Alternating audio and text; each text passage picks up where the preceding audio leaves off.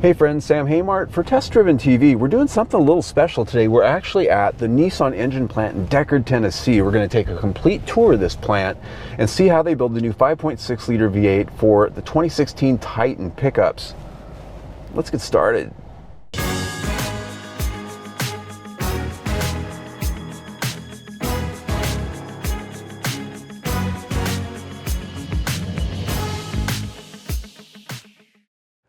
The new 2016 Nissan Titan XD's 5.6 liter V8 is the next generation of the engine found in the 2015 Titan as well as the current NV series vans. Here you see it in prototype form packed into the 2016 Nissan Titan XD. I note this because the plastic engine cover isn't yet textured as a production one would be. The engine is virtually identical to that of the current Infiniti QX80 and identical to that of the Nissan Patrol and Armada SUV that comes to North America very soon. It has new heads, a new intake, a revised block, and an entirely new fuel system and valve train. Giving it now 390 horsepower and 401 pound-feet of torque is direct fuel injection and variable valve timing. There's also now variable valve lift in the mix, all of which give it more power and better fuel efficiency than before. The plant in Decherd, Tennessee, where the 5.6 liter V8 is built, is the largest producing automotive engine plant in the United States, building nearly 1.2 million engines a year.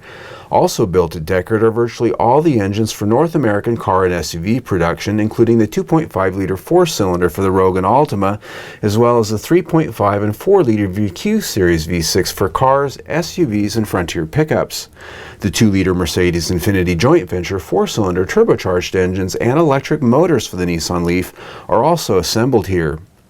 But getting to the 5.6 liter V8 for the Titan, it starts with an updated aluminum block with cast iron liners that comes in from an outside supplier. As you can see, it's nearly identical to the previous generation engine block, but does have a few minor differences.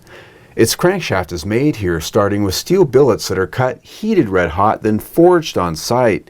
The process using a large Sumitomo press creates the crankshafts in a 4-step process before they're taken to the machine shop for final check and finishing. The plant also casts aluminum heads on site, machines them, and assembles them from kits sent in from suppliers, including all the hardware required for its 32 valves and dual overhead cams. Shavings from the machining process are melted back into fresh aluminum, then recycled for casting yet more heads. The new head design features a third adjuster cam for the variable valve lift function for the intake side. This is added just above the cam on either side with a step motor assembly that you can see sticking out of the valve cover. Through both automated and hand assembly steps, the bottom end of the engine comes together. After the crankshaft is inserted, a station team hand installs the piston and rod assemblies, then torques them tight. The engines then move down the line for additional components, including the water pump and heads, then the valve train and timing cover installation. In this view, you can see a fully assembled long block, the direct fuel injection system just below the intake ports in the valley. Toward the end of the process, the engine's valve lift and clearance is tested on a special machine before the final top out and sealing. At this point, the engines are hooked up to high pressure for a leak test to make sure that air and fluids aren't going to seep out anywhere. Each engine is then hot and cold tested, each and every one. This assures operating quality before the engines leave the plant for their final destinations around the world. And if that weren't enough, an engine is chosen from each production batch and then punched on a dynamometer for an extended period of time under load at near redline. Once the process is complete and all the checks are done, engines are loaded onto pallet racks and into semi-truck trailers headed for either the Canton, Mississippi Titan pickup plant or the rail car for ultimate shipment to Japan, where they're going to go into premium SUVs from both Nissan and Infiniti.